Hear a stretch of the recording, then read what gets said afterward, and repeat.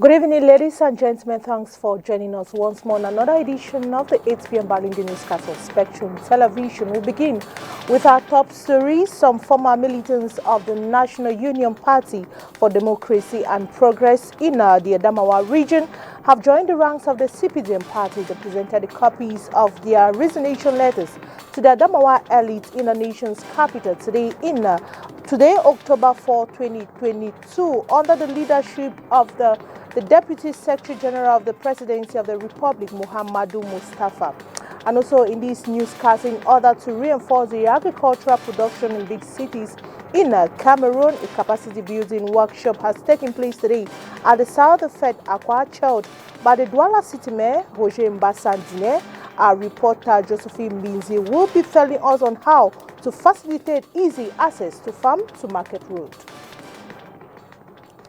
Thanks for joining us. It's 8 p.m. here in the city of Douala. You're watching the Balingo Newscast on Spectrum Television. Beginning in the French language with you, Oriane. Bonsoir. Bonsoir Catherine Koné. Mesdames et messieurs, bonsoir et bienvenue au journal. On ouvre ce journal en politique. Comme en son titre, une dizaine d'anciens militants de l'Union nationale pour la démocratie et le progrès, en abrégé UNDP dans la région de l'Adamawa, vient de rallier les rangs du Rassemblement démocratique du peuple camerounais. Ils ont présenté des copies de leurs lettres de démission ce jour aux élites de la région Château d'eau du Cameroun à Yaoundé. Ceci sous la supervision du ministre secrétaire général adjoint de la présidence de la République, Muhammadu Mustafa. On fait le point avec vous, Olivier Bouzike et Thierry Onde. Je reçois là la lettre de démission de Hawa Abdoulaye, ex-militante de l'UNDP et conseillère municipale de Conti. Ainsi se poursuit la razzia promise par les élites RDPC de l'Adamawa à Jean Kété lors de sa récente tournée politique. Moins d'un mois après la présentation de nouveaux militants, le ministre SGA de la présidence de la République, Muhammadu Mustafa, reçoit les copies de lettres de démission de nouvelles recrues, une fois de plus dénichées à l'UNDP. Il s'agit d'une dizaine de conseillers municipaux des départements de la Vina, Faro et Deo qui décident ainsi de mettre désormais leur poids politique au service du RDPC. Pour cause. Nous avons pensé que peut-être le gouvernement est fâché de nous parce que nous sommes dans l'opposition. Bon, nous nous sommes dit, ok, retournons-nous dans la droite. Peut-être ils auront pitié de nous. Il n'y a pas les routes, il n'y a rien vraiment. On a oublié le phare de bon. C'est d'abord l'idée essentielle qui nous rassemble aujourd'hui. Député, sénateur élite, le gratin politique RDPC de la région est présent à la résidence de Muhammadu Mustafa pour accueillir les nouveaux camarades avec qui ils envisagent conquérir l'ensemble des 5 départements de l'Adamawa. On a reçu des démissionnaires de Mayobagnou. Aujourd'hui, nous avons des démissionnaires d'autres départements. Je ne vais pas les citer parce qu'il y a d'autres qui vont suivre. Il y en a beaucoup qui viennent. Ce n'est que le début du commencement. Vous avez vu l'unité qui s'est manifestée dans la région. C'est tout le monde, tous ceux qui sont censés être là. Indépendamment des départements, c'est 2 départements qui sont concernés aujourd'hui, mais c'est tous les 5 départements qui se sont retrouvés ici pour les accueillir. Avec ces ralliements, le RDPC projette un 100% au sénatorial en 2023 dans la Damawa afin de consolider la force politique du parti dans la perspective des échéances de 2025. En économie, Douala, capitale économique du Cameroun, accueille depuis le 3 octobre et ce jusqu'au 9 prochain la 5e édition de la Semaine internationale de l'investisseur CEMAC. Organisée par la Commission de surveillance du marché financier de l'Afrique centrale, l'événement marque l'effort de construction d'une sensibilisation et d'une éducation du grand public à la culture financière et boursière. Léla Reine-Granzeux et Nono Fautier pour les détails.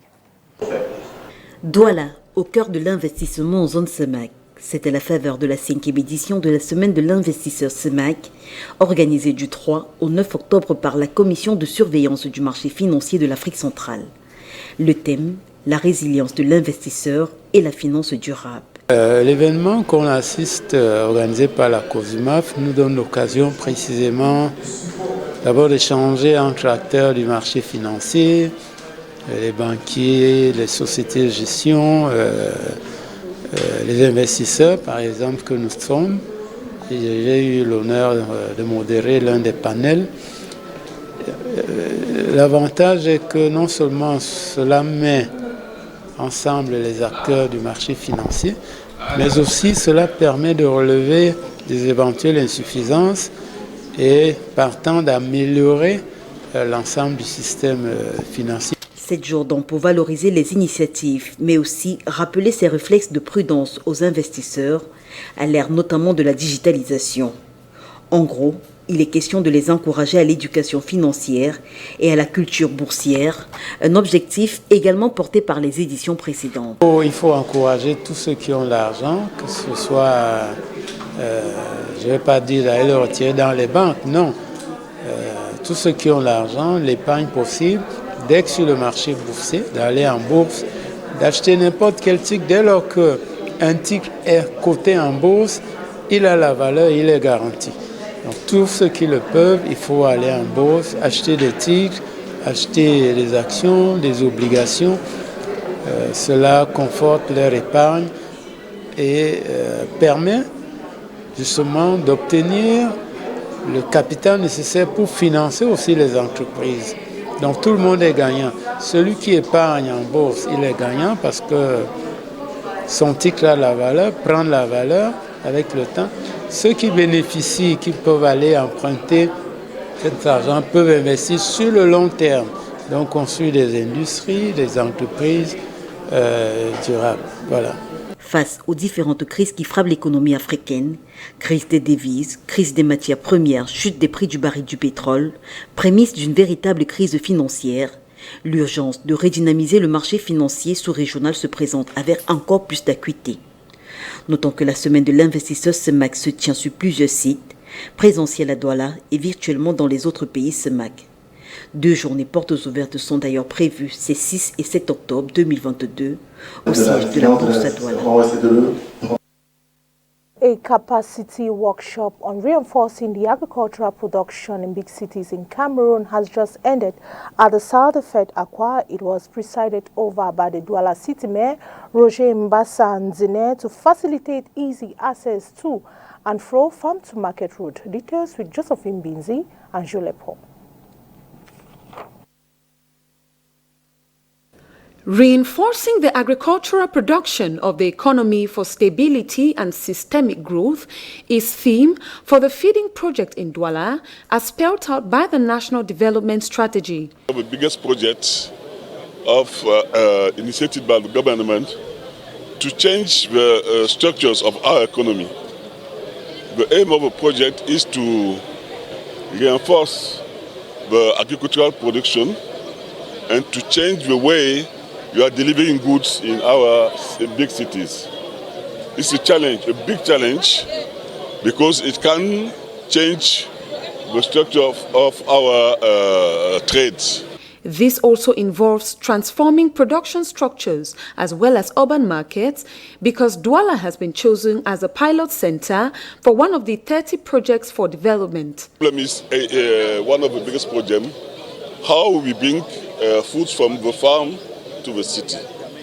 We have 2 issues in these things. We have the road issues and we have the logistic.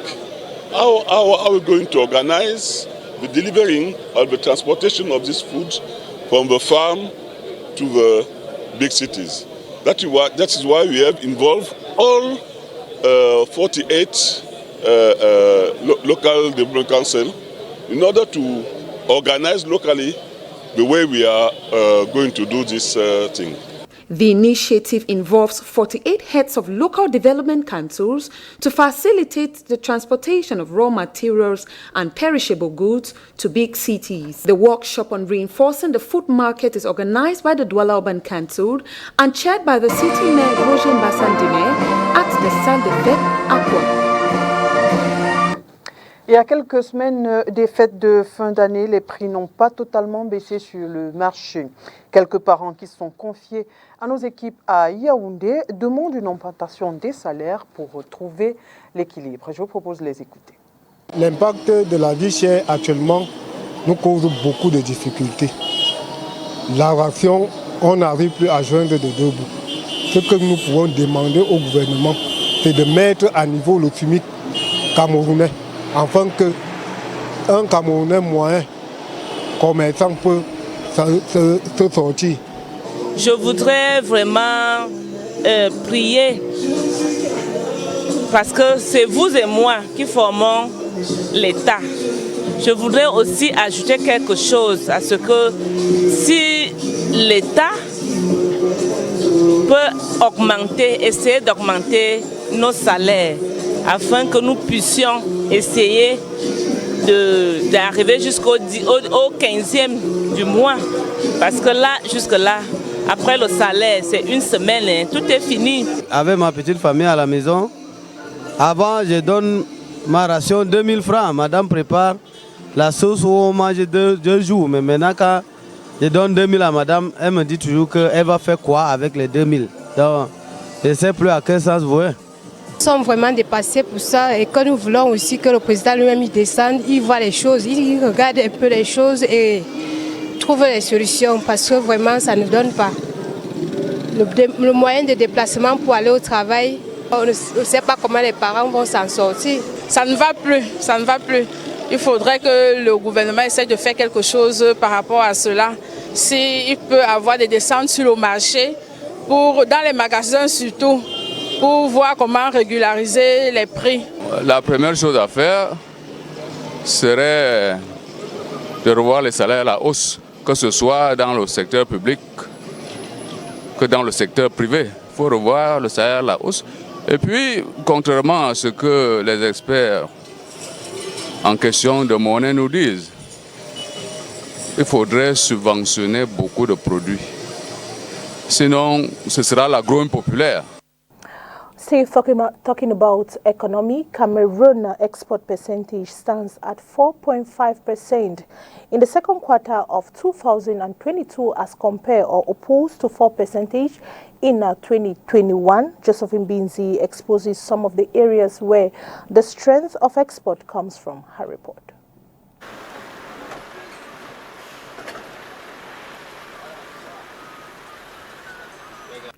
Between January to March 2022, the volume of exports from Cameroon grew by 5.4% compared to the same period in 2021. This increase enabled exports to contribute 0.9 points to the growth of the country's GDP, as indicated by the National Institute for Statistics in its report on the national accounts for the first quarter of 2022. This development stems both from upward to export of goods by 5.7% and those of services by 4.9%. The increase of the level of global exports of goods results from the strong external demand for sawn timber, crude oil, and natural gas products from the agricultural processing industry. Moreover, the underlying report in this case indicates that exports in the first quarter of 2022 could be more vigorous than had to be for the decline in the export of logs, certain products like coffee and plantains from agriculture in export and other goods. Indeed, the decline in the international market has contributed to slowing down the dynamism of the overall level of exports. Loin de l'économie, célébration de la Journée internationale des droits des personnes âgées, la Commission des droits de l'homme du Cameroun se dit préoccupée par les cas de violences sexuelles commises sur les femmes ces derniers mois.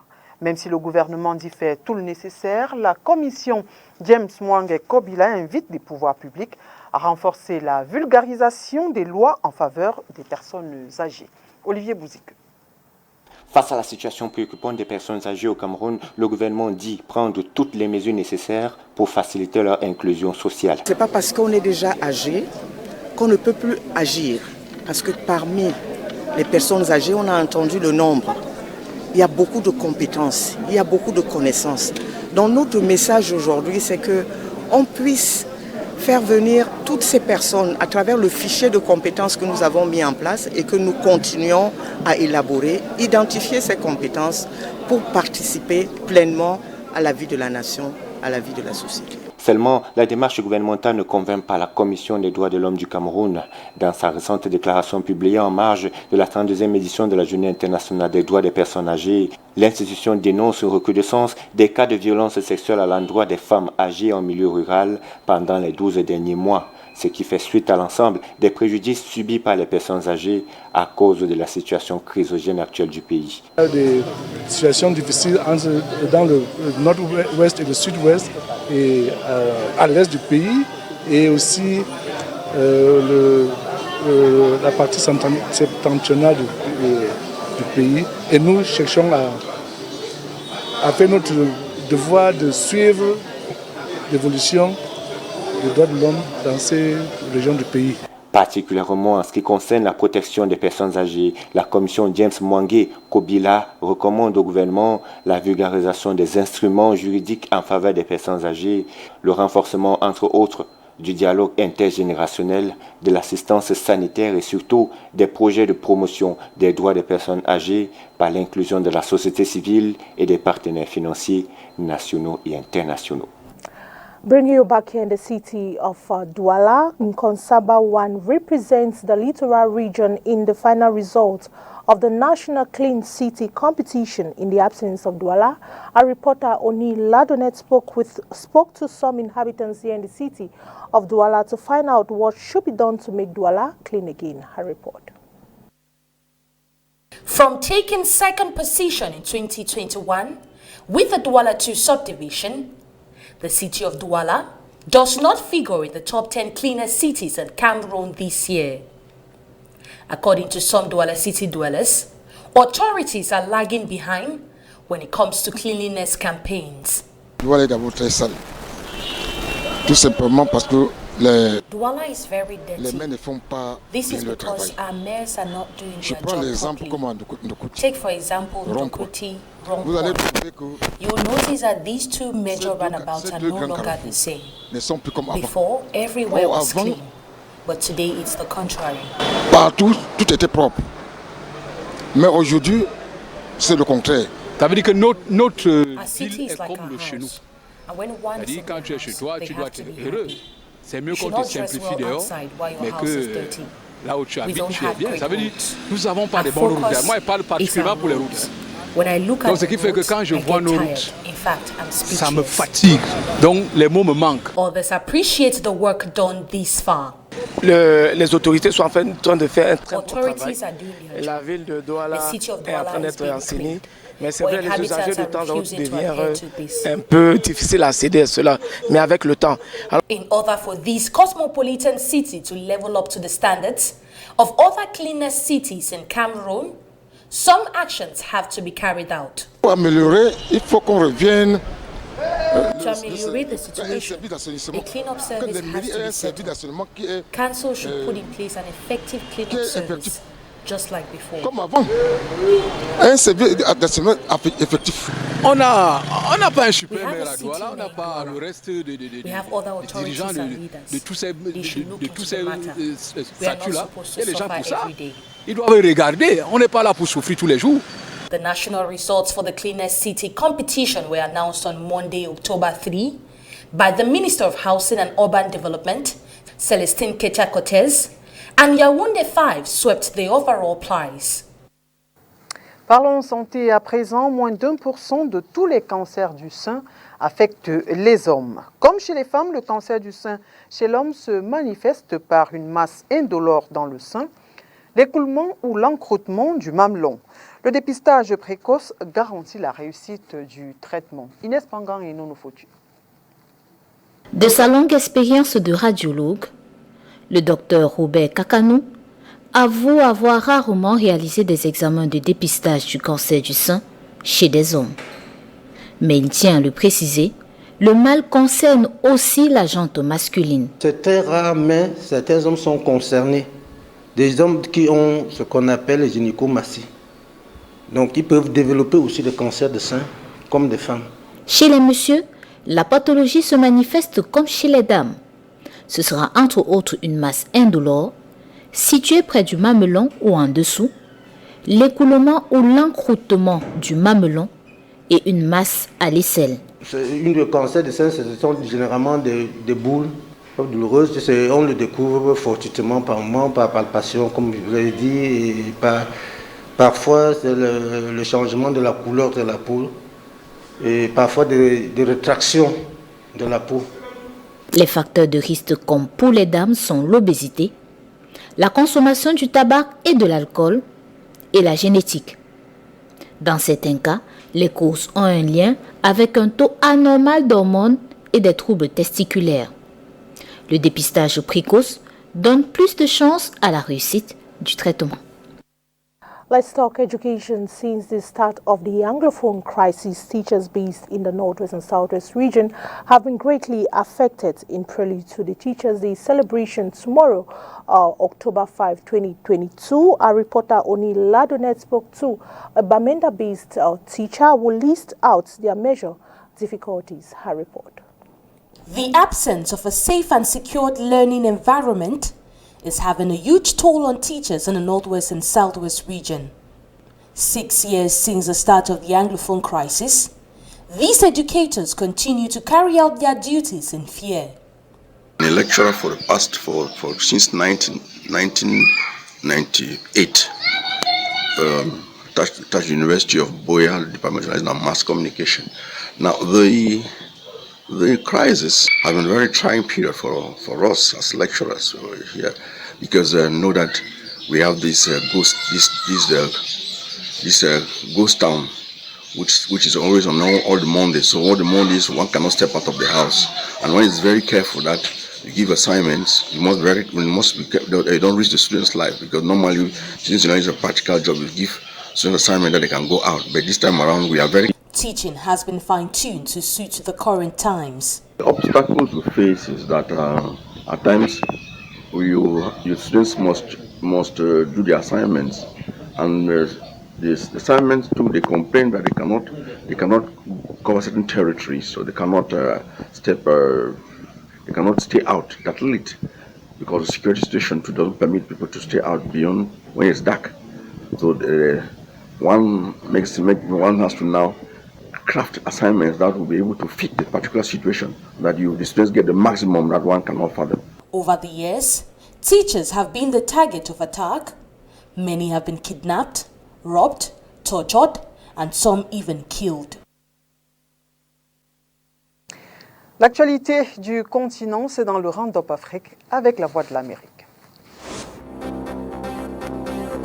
En Guinée, le procès du massacre du 28 septembre 2009 a repris ce mardi à Conakry. L'ex-président guinéen Moussa Dadis Camara et ses 10 co-accusés sont jugés pour le meurtre d'au moins 157 personnes et 109 viols lors d'un rassemblement de l'opposition dans le stade de Conakry. Le nouvel homme fort du Burkina Faso, le capitaine Ibrahim Traoré, a fait part de sa stupéfaction concernant des appels à perturber la visite d'une délégation de la CEDEAO prévue ce mardi à Ouagadougou. Le président russe Vladimir Poutine a informé ce mardi le chef de la junte malienne Assimi Goïta que Moscou s'est engagé à renforcer la coopération pour aider Bamako à éradiquer les groupes terroristes au Mali, selon le Kremlin. Par ailleurs, un pilote russe a été tué ce mardi au Mali dans l'accident de son avion récemment livré à l'armée malienne.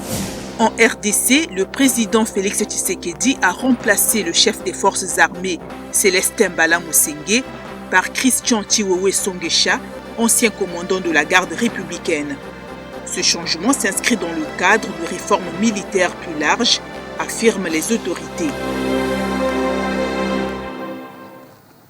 En sport, Stade Football Club de Banjul renaît de ses cendres. Un nouvel exécutif est élu ce 2 octobre 2022 à la tête de l'équipe de football. Objectif assigné au nouveau responsable, la relance des activités et la renaissance du club. Inès Panga. Un nouvel exécutif à la tête de Stade Football Club de Banjul. Les membres de l'équipe sont élus au cours de l'Assemblée générale de relance des activités ce 2 octobre 2022 à la salle de conférence de la préfecture du département du Nkunki dans la région de l'Ouest. À la tête du groupe choisi par le comité directeur, le premier adjoint au maire de la commune de Banjul. La montée en Ligue 2 remportait la Coupe du Cameroun. Ainsi, pour atteindre ces objectifs, le club aura besoin des moyens financiers matériels, des joueurs de qualité, des encadreurs techniques qualifiés. J'en appelle donc à la mobilisation de tous les fils et toutes les filles de Banjul pour que triomphe Stade FC de Banjul. Les ambitions avouées et connues, seul le travail bien fait va aboutir à leur matérialisation pour la Ligue régionale de football de l'Ouest. Mettez-vous au travail.